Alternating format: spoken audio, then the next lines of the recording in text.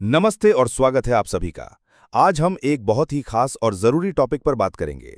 हम समझेंगे कि 15 अगस्त 2025 को अलास्का में जो डोनाल्ड ट्रंप और व्लादिमीर पुतिन की हाई स्टेक्स मीटिंग हुई थी, उसका क्या मतलब था। ये मीटिंग यूक्रेन की जंग इंडिया के लिए क्या सिग्निफिकेंस रखती है और पूरी दुनिया पर इसका क्या असर पड़ा, सब कुछ डिटेल में देखेंगे। तो चलिए पहले बैकग्राउंड समझते हैं। ये समिट तब हुई जब रशिया यूक्रेन वॉर 2022 से चल रही थी और अमेरिका रशिया के रिश्ते काफी खराब थे। रशियन प्रेसिडेंट व्लादिमीर पुतिन पर इंटरनेशनल क्रिमिनल कोर्ट आईसीसी ने 2023 में वॉर क्राइम्स के आरोप में अरेस्ट वारंट भी जारी किया था, जिसकी वजह से वो इंटरनेशनल लेवल पर काफी अकेले पड़ गए थे। यूएस प्रेसिडेंट डोनाल्ड ट्रंप, जो दोबारा व्हाइट हाउस लौट चुके थे, उन्होंने बार बार कहा था कि वो ये जंग 24 घंटे में खत्म कर देंगे। अलास्का मीटिंग का उनका मेन मकसद था सीज फायर करवाना, यानी जंग को रोकना। लेकिन पुतिन का स्टैंड क्लियर था। उनका कहना था कि पीस तभी आएगी जब कॉन्फ्लिक्ट की रूट कॉजेज और रशिया के लेजिटिमेट कंसर्न्स को एड्रेस किया जाएगा।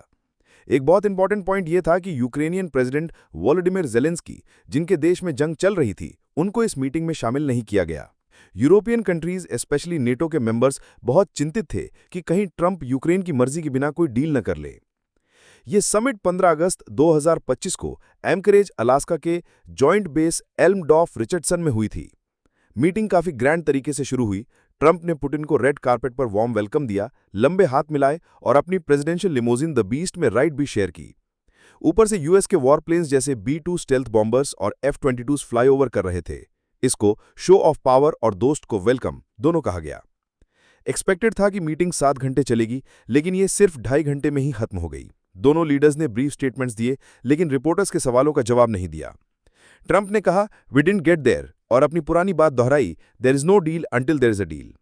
पुतिन ने अंडरस्टैंडिंग की बात की और उम्मीद जताई कि इससे पीस का रास्ता खुलेगा, लेकिन कोई कॉन्क्रीट एग्रीमेंट अनाउंस नहीं किया। और सबसे बड़ी बात, जब ये मीटिंग चल रही थी, तब भी ईस्टर्न यूक्रेन में लड़ाई जारी थी। प्रेसिडेंट पुतिन के लिए यह समिट एक बहुत बड़ी डिप्लोमैटिक जीत थी। ये 10 साल में उनका पहला यूएस विजिट था और 2022 के इन्वेजन के बाद किसी वेस्टर्न कंट्री का पहला विजिट। ट्रंप के वार्म वेलकम ने आईसीसी अरेस्ट वारंट के असर को काफी कम कर दिया, क्योंकि यूएस पर उस वारंट को एनफोर्स करना जरूरी नहीं है। रशियन ऑफिशियल्स और मीडिया ने इस इवेंट को खूब हाईलाइट किया, पॉम फील्ड रिसेप्शन और अटमोस्ट रिस्पेक्ट की बातें की।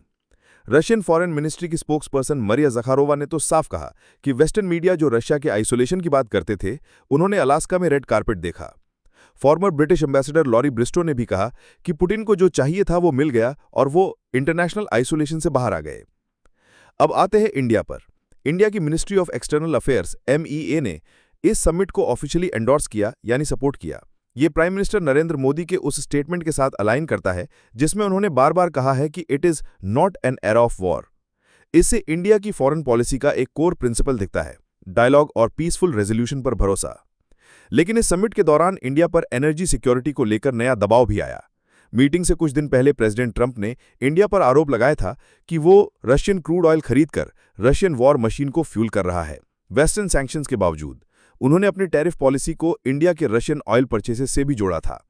लेकिन इंडिया ने साफ मना कर दिया कि उसने ऑयल परचेसेस बंद नहीं किए हैं और यूएस टैरिफ्स को अनफेयर, अनजस्टिफाइड एंड अनरीजनेबल बताया।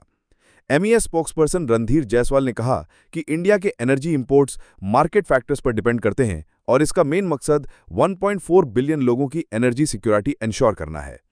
ये सिचुएशन इंडिया के स्ट्रेटेजिक ऑटोनॉमी के प्रिंसिपल को हाईलाइट करती है। रशिया के साथ इंडिया के हिस्टोरिकल रिश्ते बहुत पुराने और मजबूत हैं, खासकर डिफेंस और न्यूक्लियर एनर्जी में। इंडिया का रशियन ऑयल खरीदने का डिसीजन इकोनॉमिक प्रैग्मेटिज्म और जियोपॉलिटिकल मेमोरी पर बेस्ड है। इससे यह भी पता चलता है कि इंडिया एक्सटर्नल प्रेशर को अपनी सॉवरेन चॉइसेस डिक्टेट नहीं करने देगा, खासकर जब बात अपने लोगों के हित की हो। इंडियन ऑफिशियल्स ने यह भी क्लियर किया कि इंडिया का चाइना के साथ अच्छे रिश्ते यूएस के साथ रिश्ते को अफेक्ट नहीं करते हैं।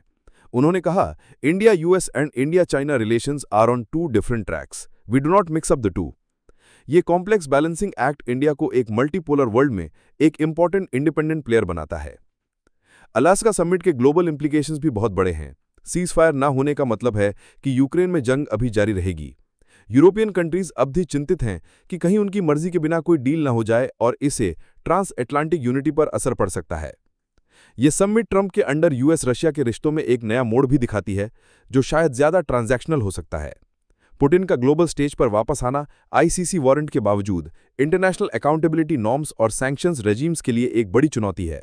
इससे एक डेंजरस प्रेसिडेंट सेट हो सकता है जिससे इंटरनेशनल लॉ और रूल्स बेस्ड इंटरनेशनल ऑर्डर कमजोर पड़ सकते हैं। तो अलास्का समिट 15 अगस्त 2025 को हुई किसी कॉन्क्रीट एग्रीमेंट के लिए नहीं, बल्कि अपनी सिंबॉलिक ऑप्टिक्स और पुतिन के स्ट्रेटेजिक गेंस के लिए याद रखी जाएगी। इसने पुतिन को इंटरनेशनल आइसोलेशन से बाहर निकाला, ट्रंप की डील मेकिंग एबिलिटी को टेस्ट किया और इंडिया के स्ट्रेटेजिक ऑटोनॉमी को हाईलाइट किया। ग्लोबल स्टेबिलिटी का रास्ता अभी भी मुश्किल है, जिसमें सभी मेजर पावर्स के इंटरेस्ट को समझना और इंक्लूसिव मल्टीलैटरल फ्रेमवर्क्स पर काम करना बहुत जरूरी है। उम्मीद है आपको यह एनालिसिस समझ आया होगा। ऐसे ही और जियोपॉलिटिकल अपडेट्स के लिए हमारे चैनल को लाइक, शेयर और सब्सक्राइब करना ना भूलें।